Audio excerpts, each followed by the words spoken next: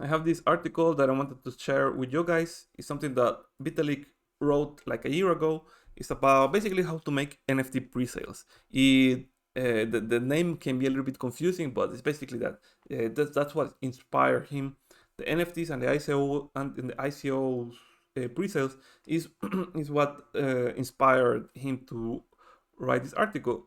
So, and also I would like to also thank Lati Fernandez in our Spanish, um, in the main channel in Spanish, and also Kevin Reese for making these questions about whitelist, because that's what we're going to explore in this video. Because whitelist makes more fair and even fun NFT pre-sales, so that's why we're going to discuss it in this video. And as you know, the problem is that when the NFTs launch, there is usually this spike in gas, and it's very problematic because only if you have a lot of ether to burn in the gas fees, you will be able to mint a token.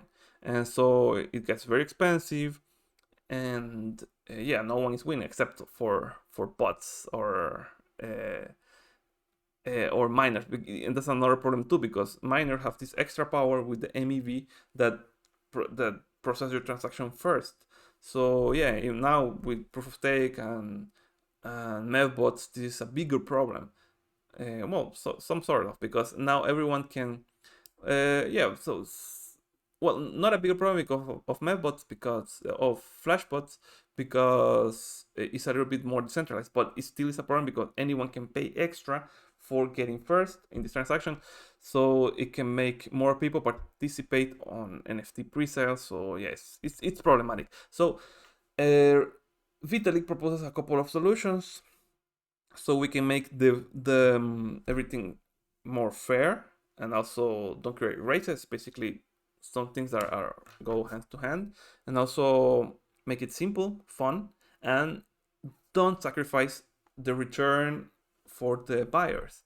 So he proposed three mechanisms, three solutions for making this happen. But all of the solution depends on proof of personhood. There's a project named Proof of Humanity that binds a human with an address, so you can know that this address represent only one human, and a human only has one representative address. I think it's a very cool project and will solve a lot of problems, but the problem is that there's not enough adoption, and also some people don't want to get doxxed. But that's for another topic. But in this video, in this blog post, sorry, that's what Vitalik proposes. If we can say that only one NFT per person can be minted. That's a possibility. Another possibility that he mentions is this mechanism, that I think that this mechanism not only applies to proof of personhood, but also can apply for a variety of ranges of different stuff. Is the thing is that we can stake in a contract, pay the price in a contract to say that, to signal that if the NFT we want to NFT to mint an NFT, but it doesn't necessarily mean that we will mint it, because when the times arrive, so everyone can participate, we're going to cut it. For example, we say we're going to leave this active for a week, for a month, for a day, whatever, so everyone will participate if they want, and in the end we will choose, if more people participated than the maximum amount of NFTs, so the NFTs will be the winners. The people allowed to mint will be selected at random. I think that's very cool, because it's some sort of like a randomized whitelist with staking. I think it's very cool and can work outside of the proof of personhood mechanism. I think it's very cool. So yeah, and the third mechanism is that also with proof of personhood is for each NFT that you mint, the next one will be more expensive. So you can mint multiple NFTs, but you have to pay extra if you want to mint more than one. I think this is very cool too. And if there is someone that is super fan of these NFTs and want to mint multiple and want to pay the price, it's okay. You can define like some linear or logarithmic or exponential curve to price change. So yeah, I think this is super cool too. But this number 3 also depends on proof of personhood.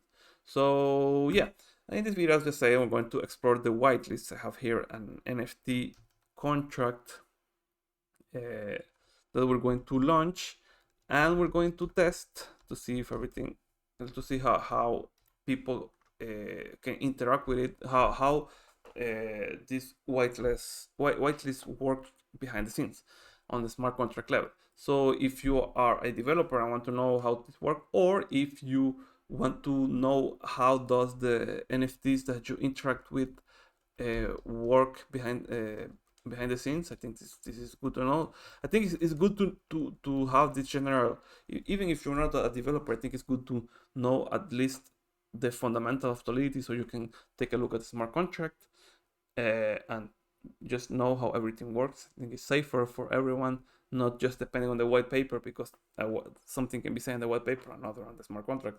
So yeah, I think it's good to know. So this is I'm using the Open Zeppelin contracts, and everything is very similar. For example, I'm going to set a 0.01 Ether mint price in the primary market.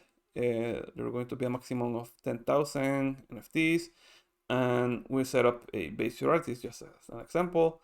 And yeah, everything is very similar, but we have this and this part of the code that is the different, that is what allows us to make the whitelist. So we're going to explore this, see how this works. So yeah, so basically this is the most important one, the edit whitelist reserve. Basically only the owner or the deployer is able to call this, and we send two arrays, one for the addresses, whitelist addresses, and other for the amount of NFTs waitlisted for such address.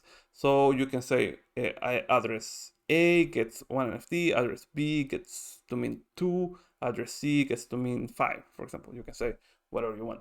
So in just one call, you can whitelist multiple people, so you can save a little bit of gas.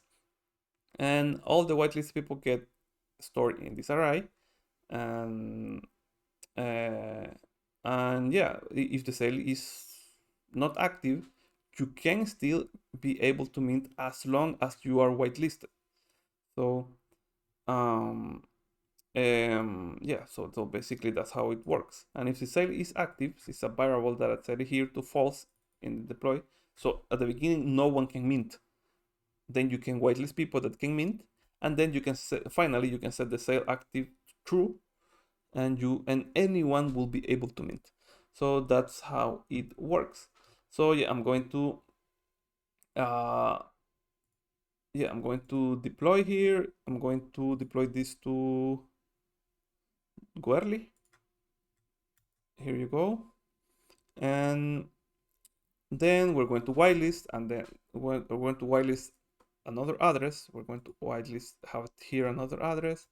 I'm going to copy here, and I'm going to whitelist him, and then he's going to be able to mint.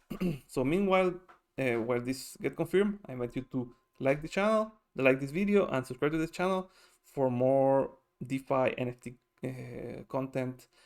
We cover also oracles, layer 2, play to earn. So if you have any question, also leave it in the comments, or a video suggestion. Yeah, I invite you to leave it in the comments. We also have a Discord. The main channel is on Spanish, so if you know Spanish, you can go there. If you know French, you have also a French channel. But we have an English channel on the Discord server, so you can join us. So you are very welcome. So yeah, now we're on the deployed contract. We are going to whitelist. We're going to whitelist another address, and we have put it between these brackets, and I don't know how to say that in English. We're going to we paste the address in here. If you have multiple addresses, you can comma separate them because we're using arrays.